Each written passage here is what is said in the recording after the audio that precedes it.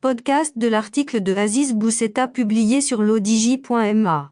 L'auteur a intitulé son article « La fête de l'indépendance, malheureusement simple jour férié ».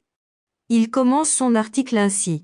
Chaque année, le 18 novembre, le Maroc fête son indépendance, actée le même jour en 1955, quelques mois après le retour du roi Mohamed V de son exil malgache. Cette année-là, en 1955, le Maroc s'apprêtait à mettre un terme à 44 ans de présence française sur son territoire, un protectorat qui était une forme déguisée de colonie, mais chaque année, le Maroc se contente de rappeler les choses, sans expliquer leur cause, au point que cette fête est devenue pour la plupart un simple jour férié. Avant d'en parler, faisons un tour du monde, pour voir comment les autres fêtent, vraiment, leurs différentes indépendances. En Espagne, on continue de commémorer le départ des Arabes, insistant lourdement sur le côté humiliant de ce départ, en miroir de la gloire des souverains espagnols qui l'ont permis.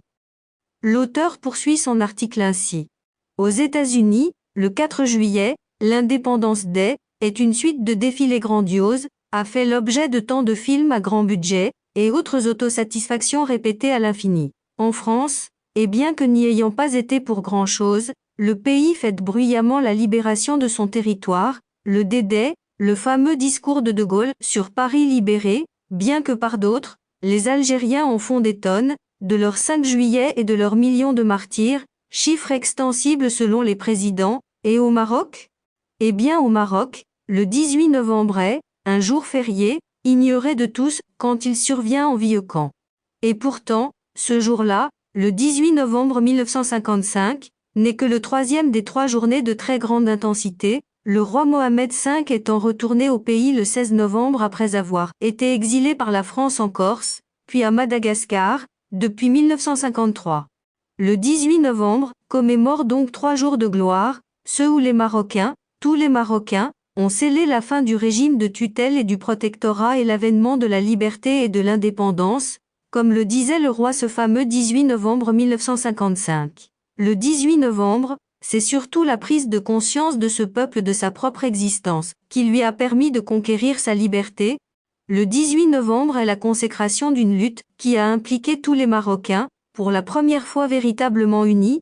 Le 18 novembre est l'acte d'entrée du Maroc dans l'ère moderne, ce qu'on en a fait par la suite est une autre, et longue histoire. La tutelle avait été entamée dès la fin du XIXe siècle par des Européens avides d'extension territoriale, sordides dans leur manière de faire. L'Espagne qui a déjà un pied dans la région, la Grande-Bretagne en éternelle rivalité avec la France, l'Allemagne nouveau-née qui voulait s'affirmer, et surtout la France présente en Algérie, en Tunisie, et dans ce qui devait devenir l'Afrique de l'Ouest francophone, tous ces aimables voisins immédiats ou proches du royaume du Maroc, avec lequel leurs lointains ancêtres avaient entretenu de si fortes relations diplomatiques, militaires, navales et autres, s'apprêtaient à le dépecer.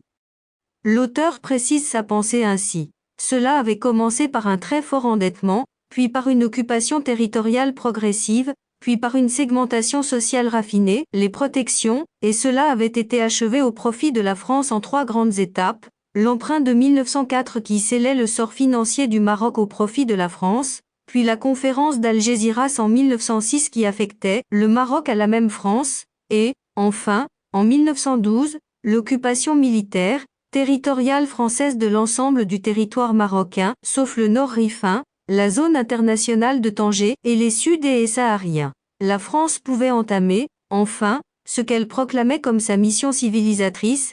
De très longues décennies de tutelle française devaient commencer, avec 3 grandes étapes, 1912 à 1956, le protectorat, une colonisation masquée, faite de pillages et de violences, 1956 année 2000, la continuation du protectorat sous la jolie formule d'Edgar Faure sur l'indépendance dans l'interdépendance, puis la période actuelle, depuis une dizaine d'années, où la tutelle est sérieusement remise en cause, au grand désarroi de Français se sentant encore chez eux du fait de la gracieuse complaisance de tant de Marocains qui n'ont pas encore vraiment assimilé le plein sens du mot indépendance. C'est cette indépendance-là qu'il faut fêter le 18 novembre, l'indépendance par l'explication, par la conscientisation des gens, par leur sensibilisation que si l'histoire passée est un patrimoine et une richesse, quoi qu'il en ait été, sa survivance et sa répétition seraient une faute.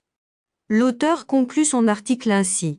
L'indépendance, c'est quand la gloire tutoie l'histoire, quand le colonisé s'émancipe et que le colonisateur accepte ce fait, quand le colonisé dompte son complexe du colonisé et que le colonisateur admet ses erreurs historiques et géographiques, quand les relations deviennent d'égal à égal.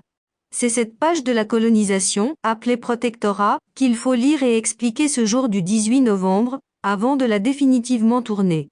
C'est cette indépendance qu'il faut fêter ce jour-là du 18 novembre, l'indépendance des esprits. Rédigé par Aziz Boussetta, élu par l'intelligence artificielle de l'ODJ Media. N'oubliez pas de télécharger notre application l'ODJ mobile sur Android et iOS et de vous abonner à notre chaîne YouTube l'ODJ TV si vous souhaitez être au courant des dernières actualités, podcasts et émissions télévisées.